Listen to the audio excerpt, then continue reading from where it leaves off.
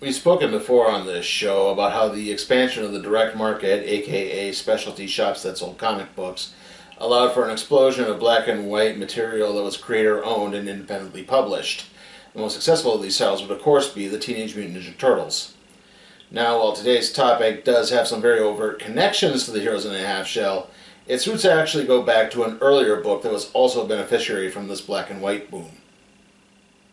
Stan Sakai made a name for himself as a letterer on the Conan the Barbarian parody comic series called Gru the Wanderer by Sergio Aragonés and Mark Evanier. Gru's popularity allowed for Sakai to work on his own idea based on his love of Japanese samurai films. Sakai originally set out to tell the life story of renowned samurai Miyamoto Musashi. However, while working on some preliminary sketches, he couldn't help but notice that the samurai topknots he kept drawing suddenly resembled rabbit ears. To that end, he reworked his human character into the form of a rabbit and renamed him Miyamoto Usagi, the latter of which meaning rabbit in Japanese. Usagi would journey through 17th century Japan, becoming a ronin, a wandering samurai with no master, after his lord Mifune had been killed by a power-hungry daimyo named Lord Hijiki. Usagi would often lend out his services as a Yojimbo, which means bodyguard, but really is more like just hired muscle, and encounter others along his journey, which was a special type of journey called a Musha Shugyo, or a warrior's pilgrimage. Usagi Yojimbo has proven to be one of the most popular independent comic book characters throughout the decades, no doubt bolstered by his association with the said Teenage Mutant Ninja Turtles, appearing multiple times in their various animated series. However, he has also bounced through several publishers, starting at Fantagraphics, working through Mirage to Dark Horse, with IDW even doing full-color reprints of the series in the late 2010s, only for it to eventually wind up back at Dark Horse. Today we're looking at the fourth ever Usagi Yojimbo story. This is Usagi Yojimbo, the Dragon Bellow Conspiracy. A woman on horseback rides as a nighttime storm begins to whip up. This is Tomoyami, and she needs to get back to her lord Noriyuki. Unfortunately, she's soon overwhelmed by soldiers and gets knocked from her steed.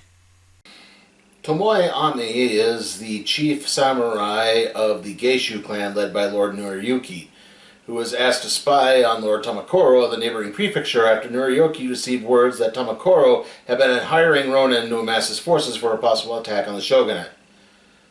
Tomoe is also based on real-life female samurai Tomoe Gozen.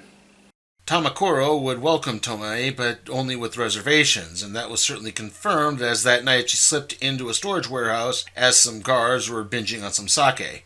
Inside, she finds a large cache of matchlock guns and black powder. She also spots something else. Hey, you're that ninja. Tomoe clashed with the ninja, which brought about the attention of the guards and led to the chase scene we saw earlier.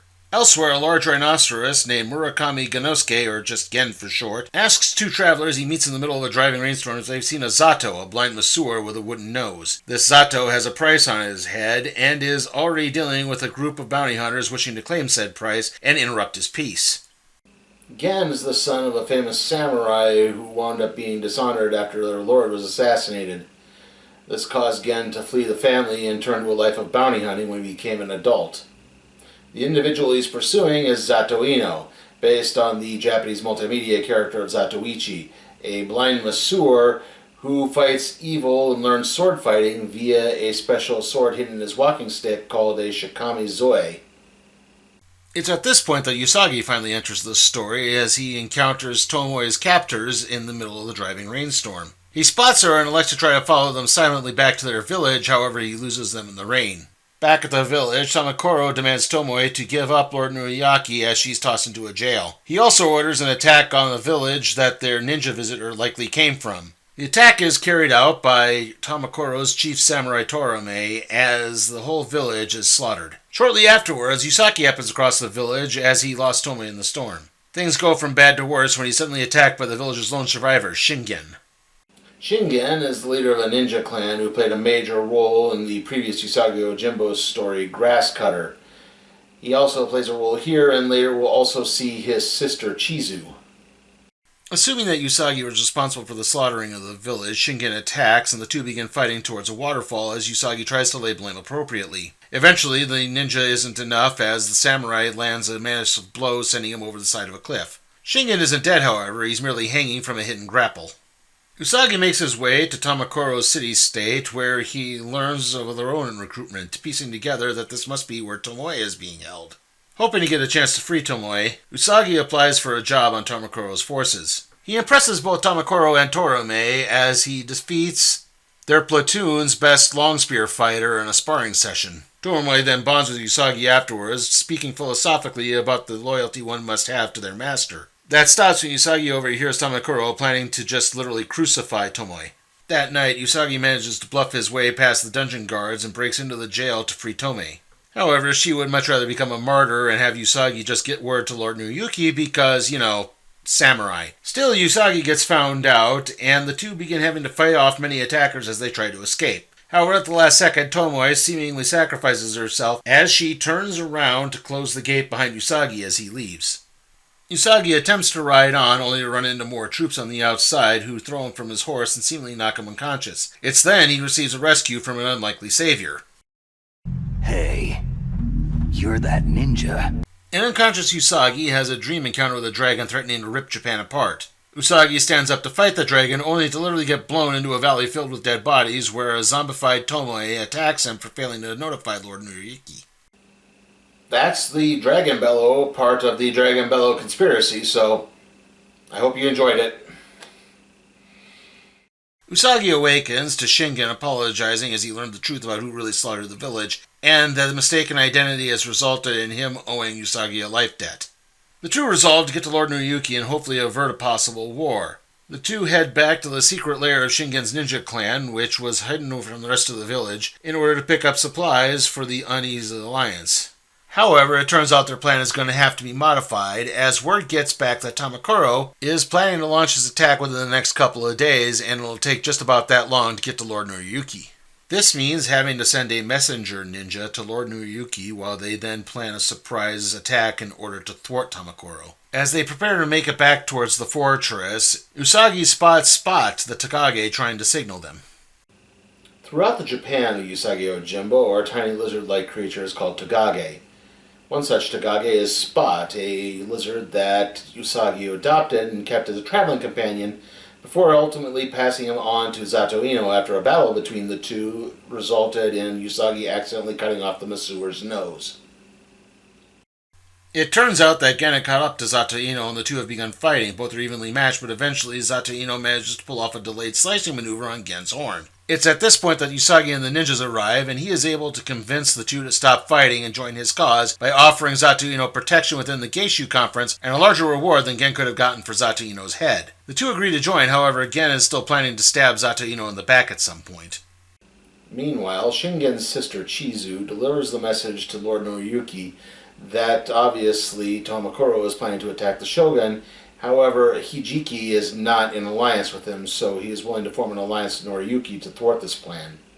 As much of Tamakoro's forces are still wandering the city looking for Tomoe, this allows the Ronin ninja combination to invade the city. Lord Tamakoro is quite upset that the ninjas aren't as dead as Torome had promised they would be, and begins moving to secure his armory. He winds up running smack dab into the ninjas and cutting their way through the hired guns, or hired swords, I guess in this case. Elsewhere, Gen and Zatoino begin working together as the Rhino finds himself overwhelmed, until Zatoino winds up taking a gunshot intended for Gen. Zatoino falls to the ground, and thus Gen is now feeling a life debt and begins trying to avenge his savior. Finally, the ninjas make their way down to the sealed armory and blast their way in, failing to realize that Mariko is guarding the door by bracing herself against it. That might be the most timely reference I've made on this show. As that plays out, Usagi confronts Torome once more, and they begin arguing over their differing philosophies on loyalty to their lords, but acknowledging a mutual fate as they prepare for one last battle. The two are evenly matched, but ultimately Usagi pulls off a victory after a delayed slicing maneuver. He then meets up with Tomoe and Gen once more, who fills him in what happened with Zatoino as word gets to them from the ninjas what's been happening in the armory.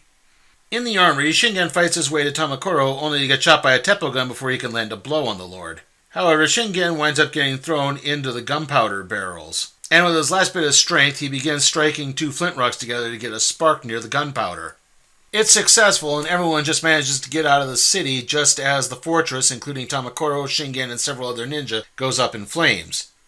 Usagi, Tomoe, and Gan look on as a large dragon appears in the flaming remains of the fortress, and smoke begins to fill the night sky. Our story isn't quite done yet, as there's a little bit of fallout to cover here. Lord Noriyuki is so grateful to Usagi that he offers him a spot as a retainer second only to Tomoe on a security team. Usagi is flattered, but personally believes that a samurai is meant to only have one true lord and must turn it down. The retainer job could be offered to Konosuke, except he's already left town. Usagi runs into Gen on the outskirts of town and confirms that he shared the same thoughts as Usagi.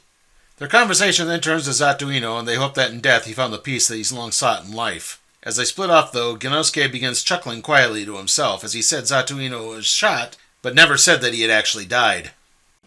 Yes, it turns out Zatoino was still alive, so let's see what the wounded, blind masseur/warrior is actually doing.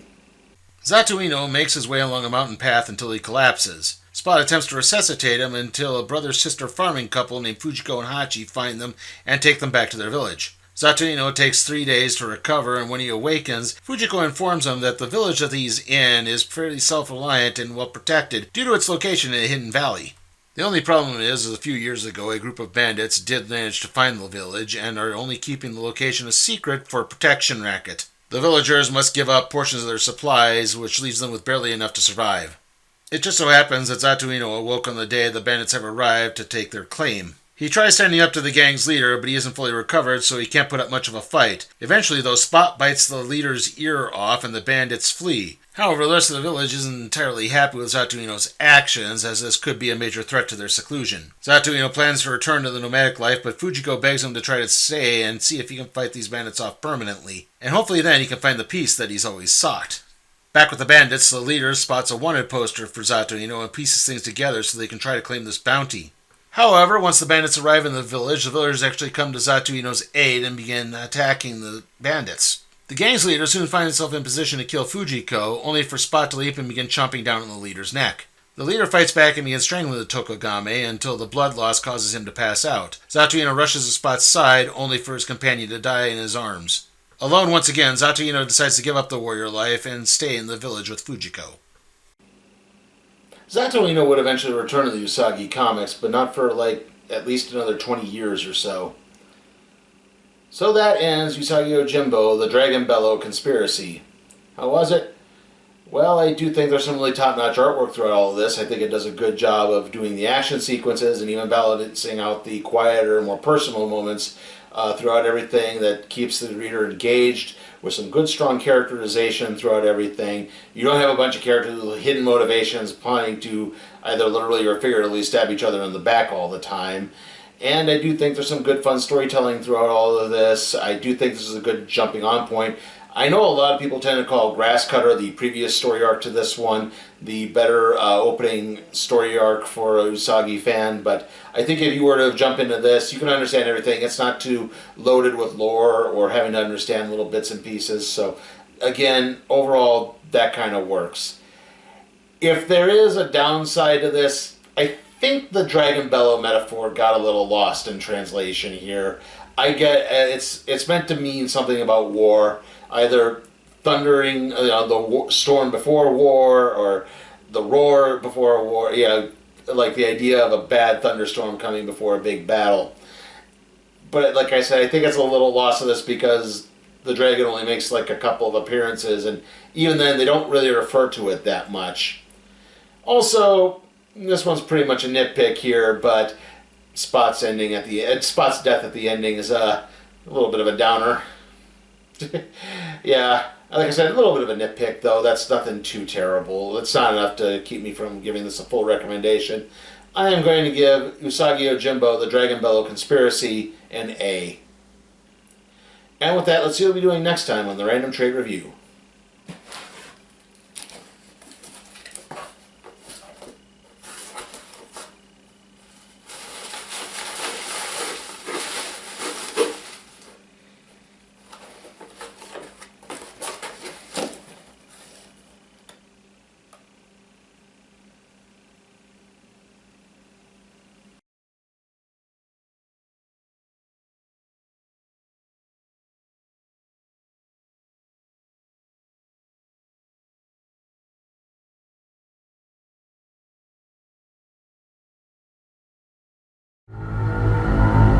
Hey guys, remember you can help support the channel at patreon.com/sleepytimeforcatproductions. There you can request a tray to be put in the randomizer, aka the cardboard box.